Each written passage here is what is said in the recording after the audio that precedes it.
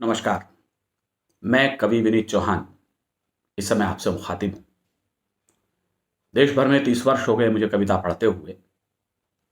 लेकिन कहते हैं कि कभी-कभी जन्मभूमि का, मातृभूमि का, पिता का, माँ का ऋण हम बहुत लंबी यात्रा के बीच भी चुका नहीं पाते। मैं मूलतः बागपत मेरठ से हूँ। मेरा पैतृक गाँव कृठल है, रमाला बड़ौत के पास। वहीं मेरी प्राथमिक शिक्षा हुई है। तो आज भी जब मैं गाँव जाता हूँ, मुझे वो अपने खेत, अपने खलिहान आज भी मुझे अपनी तरफ खींचते हैं।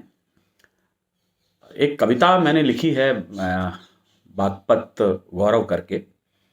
उसमें मैंने उन सब विभूतियों का वर्णन किया है जो बागपत क्षेत्र में हुई हैं। जो महाभारत कालीन समय में भी इसका वर्णन मिलता है। लाक्षागृह यहीं बरनावा में बनाया गया, जिसे वाणाव्रत कहा गया बागपत को। उसी बागपत पर मैंने अपने उस जिले पर, वहाँ अपनी पैतृक भूमि पर एक कविता लिखी है। इसे आप कविता की दृष्टि से कम सुने, मेरी भावना की दृष्टि से ज़्यादा सुनेंगे तो बेहतर होगा। कविता प्रस्तुत है। जिसके कण कण में भरा पड़ा इस भारत का गौरव अतीत। क्या है बागपत? जिसके कण कण में भरा पड़ा इस भारत का गौरव अतीत, ये जिला बागपत बना हुआ इस भारत का उज्जवल किरीट। ये जिला बागपत बना हुआ इस भारत का उज्जवल किरीट। गंगा जमुना या आम्र वृक्ष, गन्ना जामुन या आम्र वृक्ष, इसकी फसलें सबसे न्यारी। जो यहाँ होता है, गन्ना जामुन या आम्र वृक्ष, इसकी फसलें सबसे न्यारी। गंगा यमुना दो आब मिले, इसकी आभा सबसे प्यारी। गंगा यमुना दो आब मिले, इसकी आभा सबसे न्यारी। नहरों का जल जीवन देता खेतों को और किसानों को। गन्ने की खेती साहस है सब निर्धन और धनवानों को। गन्ने की खेती साहस है सब निर्धन और धनवानों को। ये चरण सिंह की कर्म भूमि, ये अजित सिंह का विमल प्यार, ये आत्मानंद का आंदोलन, ये धर्मानंद की प्रखरधार।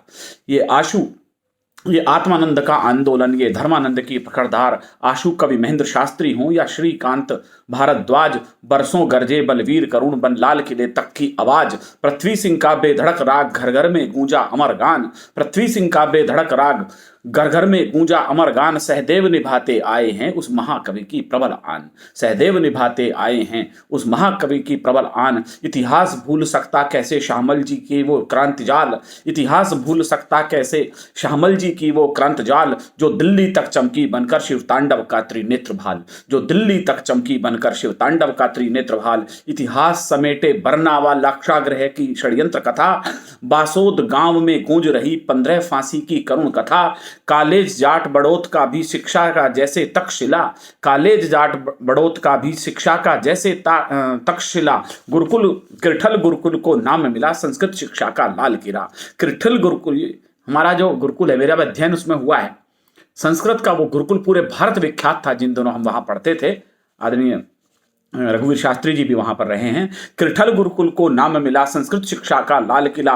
रघुवीर शास्त्री निभा गए कृठल गुरुकुल में दिव्य आन। उनके कुल दीपक सोमपाल बन गए कृषि का स्वाभिमान। उनके कुल दीपक सोमपाल बन गए कृषि का स्वाभिमान। यूं तो इसके सब बेटों ने अंबर छुए नित नए नवल, पर शहादतें अद्भुत इनकी लिखा जिसने इतिहास धवल। लिखा जिनसे इतिहास धवल। कामता प्रसादिया लखी राम माधव सिंह जाट अमर अब तक।